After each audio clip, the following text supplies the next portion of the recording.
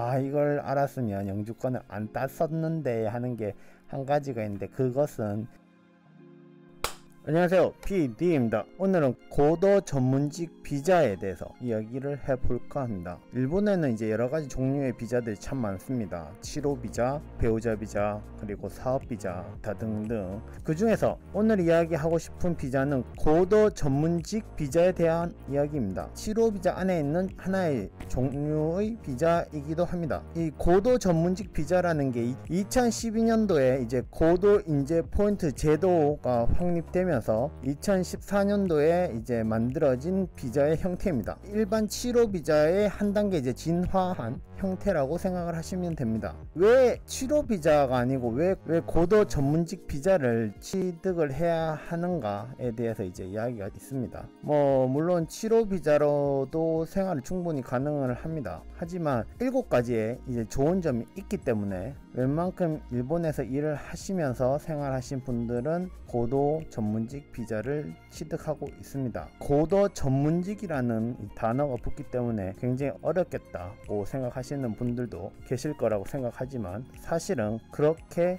어려운 것도 아닙니다. 일반 취로 비자에서 또는 처음부터 일본의 비자를 받기 위해서 준비하시는 분들에게 그 고도 전문직 비자를 받는 방법, 그리고 받으면 좋은 점 7가지에 대해서 이야기를 해보도록 하겠습니다. 고도 전문직 비자를 받기 위해서는 70점 이상의 점수를 취득을 해야 합니다. 밑에 제가 링크를 달아 놓을 테니까 그쪽으로 들어가시면 점수표가 이렇게 나올 겁니다. 여기도 지금 보이시죠? 그걸 보시고 자기가 해당 사항에 있다면 체크를 해 보시면서 내가 몇 점대이구나 하고 판단을 하실 수 있을 것입니다. 일단 영주권을 딸까 취로 비자로 계속 있을까 고민을 많이 하고 계실 거라고 생각을 하는데, 점수표를 보고 체크를 하신 다음에 고도 비자를 받을 수 있다고 하면 굳이 영주권이 아니고 고도 비자로 생활을 하여도 크게 문제가 없을 듯 합니다. 저도 솔직하게 말해서 잘 몰랐는데 이제 조금 공부를 하니까 이게 영주권을 굳이 안 따도 좋은 게 개인적으로는 딱 하나가 있습니다.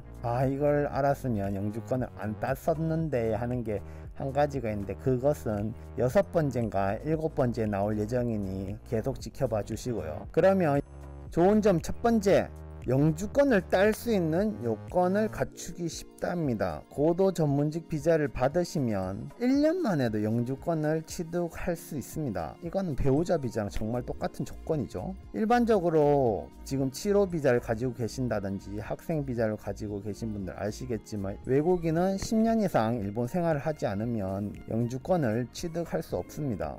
정말 길죠. 10년. 고도 전문직 비자라는 것은 70점이 필요하지만 고도 전문직 비자를 받고 나서 영주권을 따기 위해서는 80점만 되면 고도 전문직 비자를 받고 1년 만에 영주권을 취득할 수 있는 요건을 갖추게 됩니다. 이거는 굉장히 파격적입니다. 일본 정부에서도. 그리고 좋은 점 두 번째, 재류기간이 5년이라는 겁니다. 보통 한국에서도 일본에 오시는 분들도 이 기술, 인문, 지식, 국제 업무, 기능 비자를 받고 오시는 분들이 대부분인데, 이것은 보통 재류 기간이 1년입니다. 또는 운이 좋아야 3년입니다. 그리고 그 1년이나 3년이 지나면 또 갱신을 해야 되죠. 그런데 이 고도 전문직 비자라는 것은 무려 처음부터 5년을 주어집니다. 이거는 정말 큽니다. 5년은 까먹지 않으면 다행이겠죠. 그리고 세 번째, 재류 수속에 대해서 우선적으로 처리됩니다. 이거는 말 그대로 어느 비자들보다도 빨리 재류 갱신, 변경, 처리가 빨리 됩니다. 이거는 구체적으로 이야기 안 하셔도 무슨 이야기인지 아실 수 있을 것입니다. 좋은 점 네 번째, 복합적 재류 활동이 가능해진다 입니다. 이 복합적 재류 활동이 가능해진다는 건 무슨 이야기냐 하면, 보통 취업 비자를 받으시면 이제 재류 자격 안에 연구라든지 특정 재류 활동을 하여야 한다는 것만 적혀 있습니다. 연구라고 적히면 법적으로는 연구만 하셔야 됩니다. 근데 연구를 보통 하시거나 하면, 예로 들어서 이거 사업 되겠는데 이래서 사업을 하시고 싶으면 재류 자격을 경영 관리로 바꿔야 합니다. 하지만 고도 전문직 비자가 되면 그냥 잡다한 거 다 한 번에 하실 수 있습니다. 연구를 하다가 회사를 설립해서 경영을 하고 뭐 판매도 하시고 뭐 한마디로 멀티태스킹이 가능해지는 비자입니다.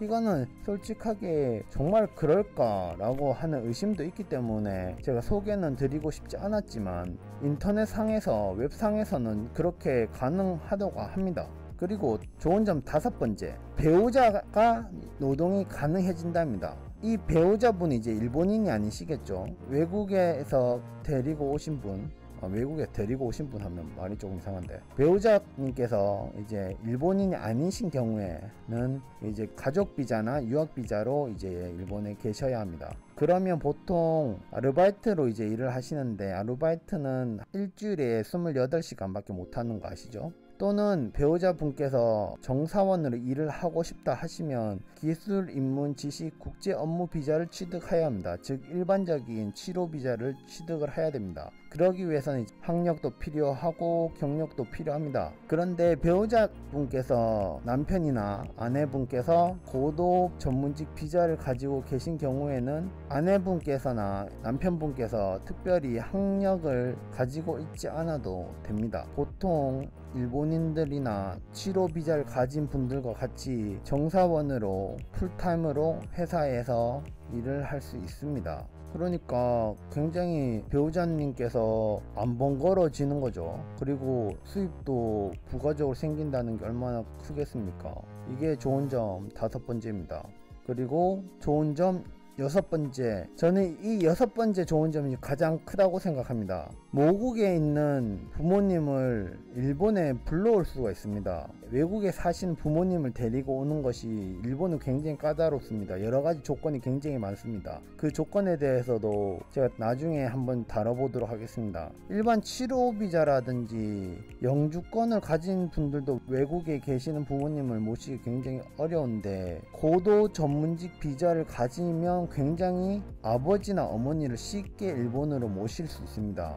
물론 조건이 2개가 있습니다. 첫 번째 조건은 고도 전문직 비자를 가지신 당사자 또는 그 배우자의 자식이 만 7살 때까지의 아기가 있을 경우입니다. 그리고 조건 2번째가 임신 중인 고도 전문직 비자를 가지신 분 또는 그 배우자가 임신 중일 경우입니다. 쉽게 말해서 남편분이 고도 전문직 비자를 가지고 계시고 와이프께서 임신을 하셨다 하면 와이프 부모님 중 한 분을 일본으로 모실 수 있고, 또는 임신을 하신 고도 전문직 비자를 가지신 분은 자신이 임신을 했기 때문에 부모님 중 한 분을 일본으로 오세요가 가능합니다. 그리고 그 아이가 태어나서 만 7살까지 일본에 어머니 또는 부모님이 계실 수 있습니다.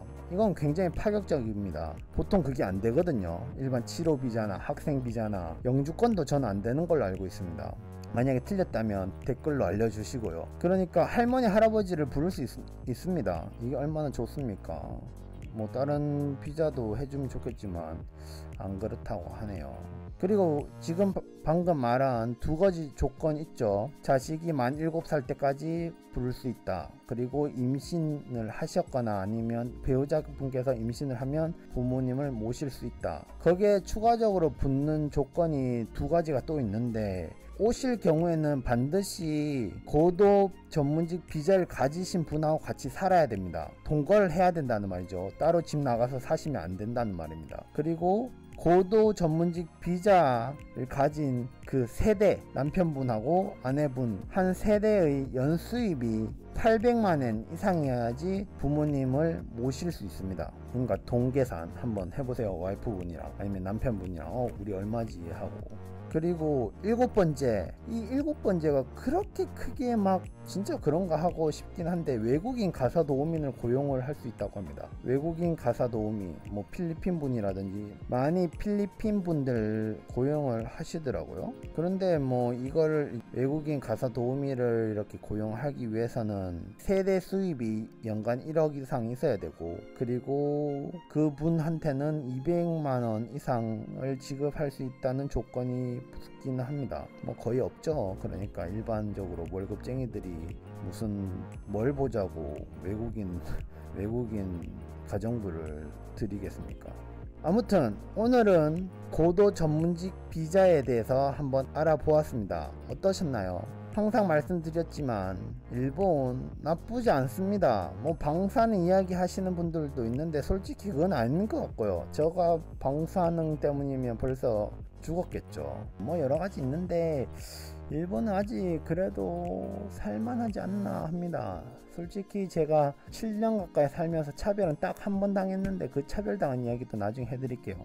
아무튼 이렇게 고도 전문직 비자를 받으며 많은 점을 혜택을 받을 수 있습니다. 한번 알아보시고 영주권을 따시든지 뭐 고도 전문직 비자를 따시든지 하시는 건 여러분 선택하셔야 됩니다. 오늘도 이야기가 좋으셨다면 좋아요와 나쁘셨다면 싫어요 그리고 구독 잘 부탁드리겠습니다.